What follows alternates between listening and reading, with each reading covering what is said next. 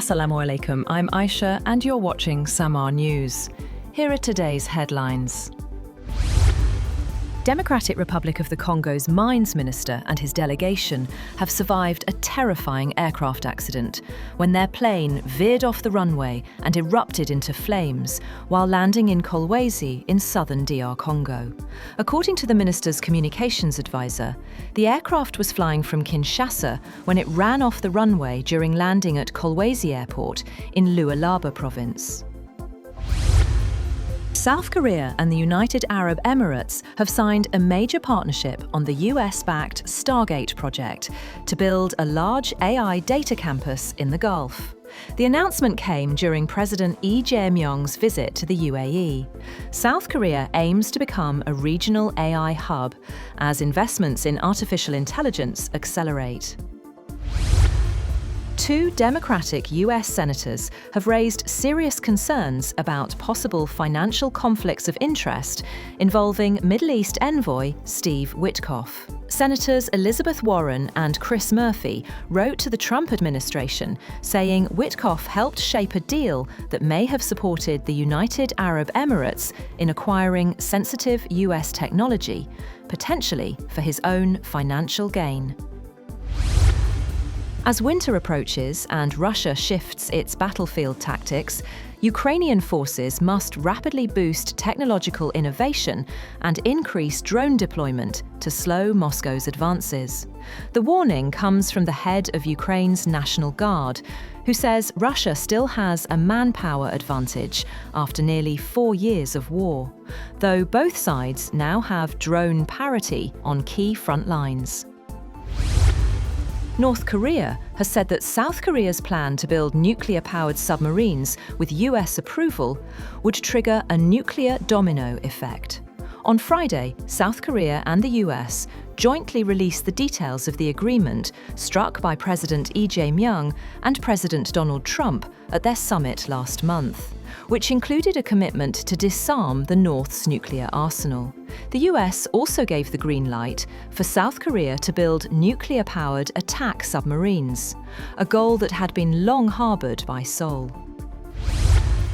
The UN Security Council has voted to adopt a US-drafted resolution endorsing President Donald Trump's plan to end the war in Gaza and authorizing an international stabilization force for the Palestinian enclave. The UN resolution is seen as vital to legitimizing a transitional governance body and reassuring countries that are considering sending troops to Gaza. Hamas, however, reiterated that it will not disarm and argued that its fight against Israel is legitimate resistance.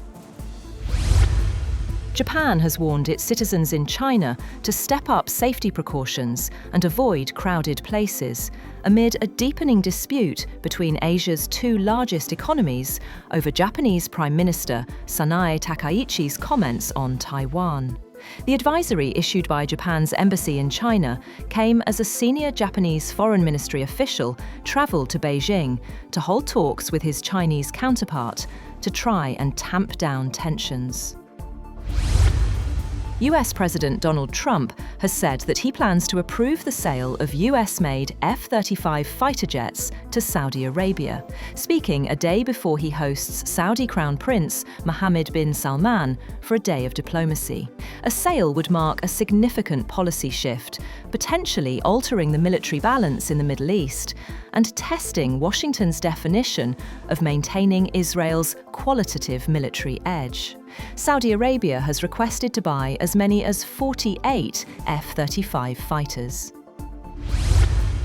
The Moscow-installed head of the parts of Ukraine's eastern region of Donetsk, controlled by Russia, has said that an unprecedented Ukrainian overnight attack damaged 2 thermal power plants, leaving many settlements without electricity. The official wrote on the Telegram messaging app that boiler houses and water filtration plants at the Zuivska and Starobesheve thermal power plants had shut down, and that emergency crews were working to restore supplies. Bitcoin has slipped below $90,000 for the first time in 7 months, in the latest sign that investor appetite for risk-taking is drying up across financial markets. The risk-sensitive cryptocurrency has erased 2025 gains and is now down nearly 30% from a peak above $126,000 in October. It traded down 2% at $89,953 in the Asia afternoon, having collapsed through chart support around $98,000 last week. That's all for now. For more updates, visit www.samaa.tv. Thank you for watching Samaa News.